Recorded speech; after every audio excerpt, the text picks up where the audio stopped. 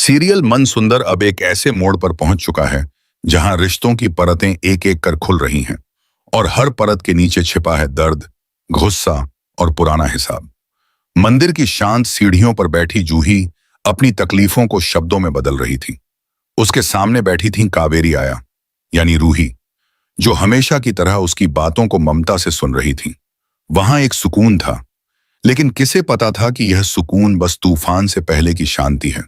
और तभी हवा में एक तेज सनसनाहट के साथ उड़ता हुआ रंग सीधे जा गिरा जूही के चेहरे पर। भीतर से चीख उठी जूही, आंखों में जलन, चेहरे पर हड़कंप और आत्मा में चोट। वह कुछ समझ पाती इससे पहले ही वहां खड़ी दिखी रोली।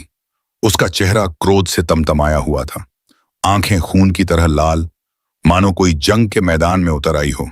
कावेरी आया की आंखें फटी की फटी रह गईं। यह सब वह अपनी आंखों से देख रही थी।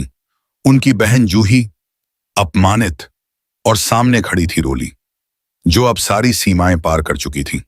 रूही ने एक पल को खुद को रोका, लेकिन जूही की हालत देख उनकी भावनाएं फूट पड़ी। और तभी एक जोरदार थप्पड़ की गूंज वहां मौजूद हर इंसान के सीने को चीरती चली गई। रूही ने रोली को सबके सामने थप्पड़ मार दिया।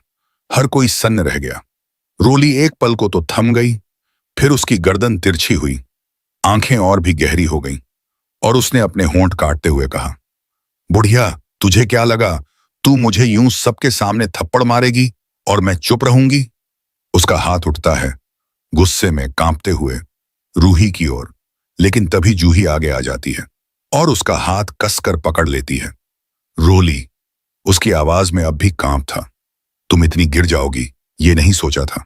क्या तुम्हें शर्म नहीं आती एक बुजुर्ग पर हाथ उठाते हुए? रोली झटका देती है, लेकिन जूही का हाथ नहीं छूटता। अब उसकी आंखों में आंसू हैं और गुस्से से ज्यादा दुख।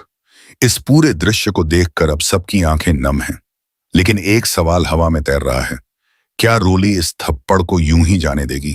क्या वो कावेरी आया, यानी रूही, को इस घर से बाहर निकाल देगी, या फिर जूही का ये विरोध उसे और ज्यादा उकसाएगा?